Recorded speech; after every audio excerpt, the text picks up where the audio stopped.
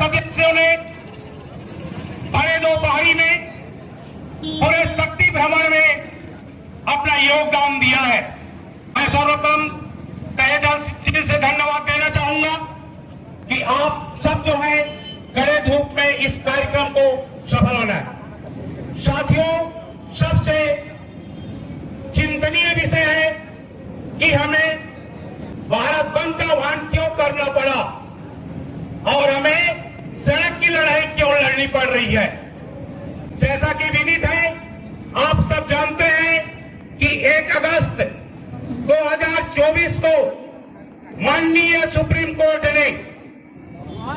अनुसूचित जाति और जनजाति के आरक्षण की जो सीमा है, उस सीमा के अंदर, उस कोटे के अंदर कोटा निर्धारित करने के लिए अनुसूचित जाति और जनजाति के अंदर उपवर्गीय क्रीमी लेयर लागू करने के लिए प्रदेश सरकार को, भारत देश के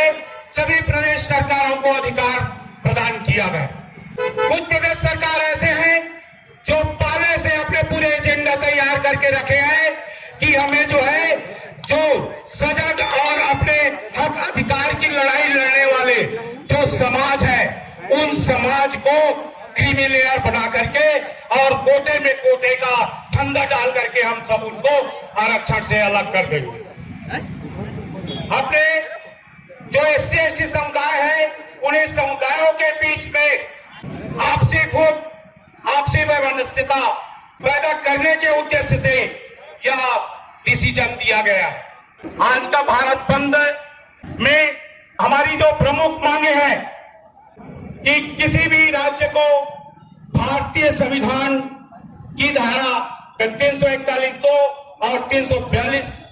के तहत जो है संविधान में परिवर्तन करने का या नियम कानून बनाने का अधिकार जो है सिर्फ संसद को देता है और भारतीय संविधान में कई भी राज्यों को अनुसूचित जाति और जनजाति के अंदर नियम कानून बनाने का या अपने हिसाब से आरक्षण कर देने का प्रावधान नहीं है। संवैधानिक व्यवस्था के से आगे जाकर के उस संवैधानिक व्यवस्था को तार करके सुप्रीम कोर्ट के 7 जजों की बेंच ने अनुसूचित जाति और अनुसूचित जनजाति के उनके पैर पे नहीं, सीधा उनके गर्दन पे कुल्हाड़ी मारा। साथियों, हम सब शांतिपूर्वक आज यहाँ भारत बंद के साथ शक्ति बंद को सफल कराया। पूरे सामाजिक, व्यापारिक और शक्ति नगर के व्यवसायियों के द्वारा, पुलिस प्रशासन के द्वारा हमें पूरा सहयोग प्रदान किया गया। इसके लिए हम हृदय से आभारी हूँ। साथ ही मैं बताना चाहूंगा कि जैसे सुप्रीम कोर्ट का आदेश प्रसारित हुआ, राज्यों को अधिकार प्रदान किया गया, उसके बाद माननीय प्रधानमंत्री नरेंद्र मोदी जी ने अनुसूचित जाति और अनुसूचित जाति के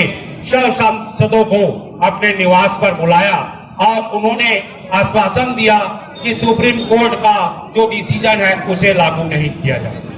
लेकिन साथियों, मैं यहाँ पर बताना चाहूंगा कि सुप्रीम कोर्ट का जो डिसीजन है अपने आप में कानून है और सुप्रीम कोर्ट के डिसीजन को बदलने के लिए, उसमें संशोधन करने के लिए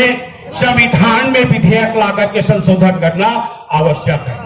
100 सांसदों की उपस्थिति में जो लालीपाप थमाया गया है वह महज एक भुलावा है और एक छलावा है। यदि आदरणीय प्रधानमंत्री नरेंद्र मोदी जी अनुसूचित जाति और अनुसूचित जनजाति के सच्चे हितैषी हैं और वो चाहते हैं कि जो सामाजिक स्थिति को लेकर के भारतीय संविधान में डॉक्टर बाबा साहब भीमराव अम्बेडकर ने प्रावधान किए थे, उसके आर्थिक आधार पे न दे करके भारतीय संविधान में सुप्रीम कोर्ट के फैसले के विरुद्ध संविधान में वर्णित जो मूल संविधान है, संविधान में जो मूल नियम है, उसको लागू करने के लिए भारतीय संविधान का में संशोधन लाए और अपने संसद में विधेयक ला करके इस संविधान संशोधन को लाए और अनुसूचित जाति अनुसूचित जनजाति के हितों का रक्षा करें। साथ ही मैं अनुसूचित जाति और अनुसूचित जनजाति के जितने भी जनप्रतिनिधि हैं, ग्राम पंचायत के पंच से लेकर के देश की सबसे बड़ी पंचायत लोकसभा के सांसदों, लोकसभा के सदस्यों से मैं निवेदन करना चाहूंगा कि आप जो उस पद तक पहुंचे हैं वो आरक्षण और सामाजिक आधार पे भी पहुंचे हैं। और आज समाज आपकी ओर मुड़ के देख रहा है कि जब समाज के ऊपर संकट आया है तो आप अपने फर्ज को निभाते हुए समाज के हित में माननीय प्रधानमंत्री जी को विवश करें कि वो संसद में संविधान संशोधन लाएं और अनुसूचित जाति और अनुसूचित जनजाति के हितों का रक्षा करें। देश की सरकार एसटी एकता का जो है संगठन की जो ताकत है उसका परीक्षा लेना चाहता है। किसी ने बीच बीच में कोई ना कोई पेच फंसा देता है, जिसके कारण हम तो एक जागरूक समाज है, हमारा समाज जो है अपने समाज के हितों के लिए चिंतनशील है, जिसके लिए थोड़े समय के आवाज में ही हमारा पूरा समाज एकत्रित हो जाता है और सड़क की लड़ाई लड़ता है। साथियों, आप सबको बताना चाहूंगा कि सुप्रीम कोर्ट में 2005 में 9 जजों की बेंच में पंजाब दलिंदर सिंह वर्सेस सरकार का एक केस था, नाम थोड़ा भूल रहा हूं, जिसमें 9 जजों की बेंच में स्पष्ट लिखा था कि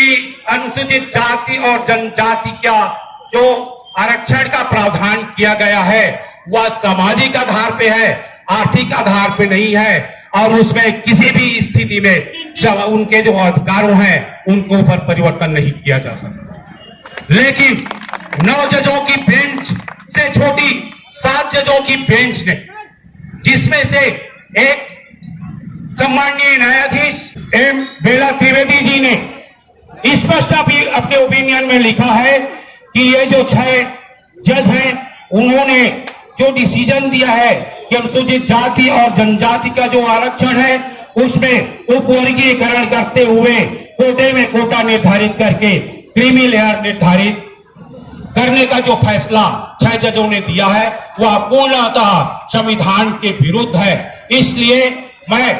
इस निर्णय का समर्थन नहीं करती हूं और उन्होंने अपने निर्णय में लिखा है कि अनुसूचित जाति और जनजाति के जितने भी समुदाय, जितने भी समाज है, जितनी भी जातियां सम्मिलित है, सबको संविधान की मूल भावना के तहत उनको आरक्षण प्रदान किया। साथियों, अब क्योंकि 7 बेंचों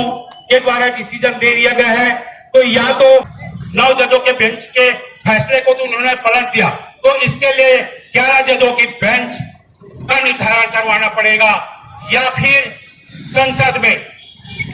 में विधेयक ला करके प्रस्ताव पारित कर करके जो सुप्रीम कोर्ट ने डिसीजन दिया है उस डिसीजन को बदलना होगा। और इसी हक और लड़ाई के लिए हम सब यहाँ पर भरे दोपहरी में एकत्रित हुए हैं। साथियों, आपने पसीना बहाया है, साथियों आपने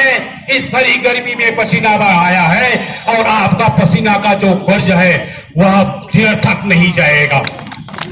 संविधान में हमारे जितने भी प्रतिनिधि हैं और जो प्रधानमंत्री है, मुख्यमंत्री है, राज्यपाल है, राष्ट्रपति है, सभी को हमारे हक अधिकार के लिए संविधान में संशोधन करना पड़ेगा। और यदि संविधान में संशोधन नहीं करते हैं तो अगली बार हम इससे और बड़ी लड़ाई लड़ेंगे और घर घर से हमारा पूरा परिवार सड़कों में आएगा और हमारे जो आवाज है, जो गुंज को हम दिल्ली तक पहुंचाएंगे। साथियों, हम हमारे इस कार्यक्रम के तहत शक्ति के व्यापारिक संगठनों से निवेदन किया था, जिन्होंने हमारे निवेदन को स्वीकार करते हुए पूर्णतः बंद को समर्थन दिया और साथ दिया है। और पूरे शक्ति भ्रमण के पश्चात हम अब शक्ति का हृदय स्थल, जिसे हम अग्रसेन चौक और कचहरी चौक के नाम से जानते हैं, वहां पर एकत्रित होकर के हमारी आवाज को प्रशासन के नुमाइंदे माननीय एसडीएम साहब और कलेक्टर साहब के माध्यम से महामहिम राष्ट्रपति तक पहुंचाने का हमने कार्य किया है। आप सभी का बहुत बहुत धन्यवाद।